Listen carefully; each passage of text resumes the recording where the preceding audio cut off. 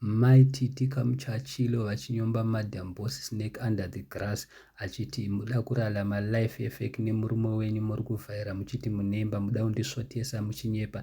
Imba iyo inonekera kuti that's a 3D picture. Hi guys, welcome to Tife Files TV. We are back again with the latest gossip. If you are new to this channel, please subscribe, but if you are a returning subscriber, welcome back. Ndo nyaya iripo guys, Madam Boss namaititi vatanga hondo yemarudzi.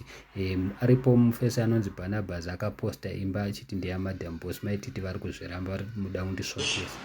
Handina kana pressure izvezvi. Handina ukandibvunza kuti manze ndime muchitei ndinenge ndichitodya mari yemafuta nevana vangu.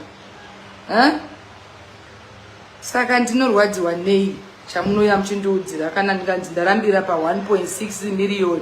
But whatever I achieved ne 1.6. Kwa imichero mukaita machi yacho muneiko kunze kwekuroja nekurarama fake life.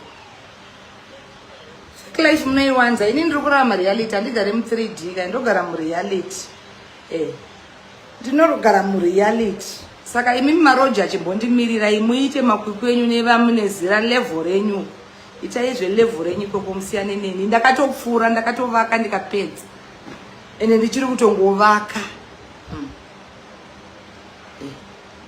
Ndichitongovaka izvo zvasanda ndapedza. Ndorwadziwa nei kana Pamela Manyame munoya kuzoita stress munoshungudze kuti munzi muri on top musiri. Andirwadziwe ne 3D photo. Indorarama muimba yakavakwa nemaoko angu. Andigare mu 3D. Ndimunotori ne stress ugara everyday muchifungwa kuti amaiti tichavarwadzisa sei kutouta homework yekuti tomubaya sei. Ndobayiwa nei.